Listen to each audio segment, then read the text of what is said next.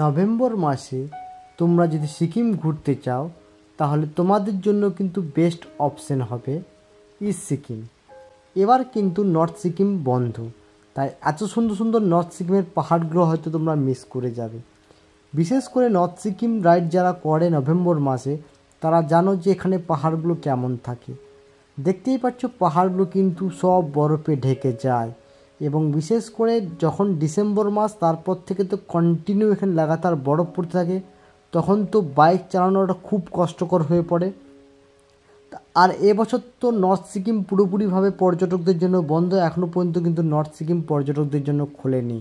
তাই এত সুন্দর সুন্দর পাহাড়গুলোর ভিউ হয়তো আমরা মিস করে যাচ্ছি বা পাহাড়গুলো আমরা দেখতে পাচ্ছি না। তো আগামী বছর যখনই আমাদের নর্থ সিকিম খুলবে আমরা চেষ্টা করব আমাদের পর্যটকদেরকে কিন্তু কন্টিনিউ আপডেট ভিডিও দেওয়ার, এবং এই নর্থ সিকিমের পাহাড়গুলো এখন কেমন রয়েছে সেটা জানাবার। সিকিমের এরকম সুন্দর সুন্দর ভিডিও দেখবার জন্য বন্ধুরা অবশ্যই পেজটাকে ফলো করে লাইক করে দিও।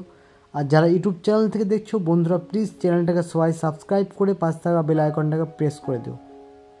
আমি চেষ্টা করব তোমাদেরকে কন্টিনিউ সিকিমের আপডেট ভিডিও দেওয়ার। এবং এই ভিডিওটা কিন্তু গত বছরকার ঠিক এই সময়কার, দেখতে পাচ্ছ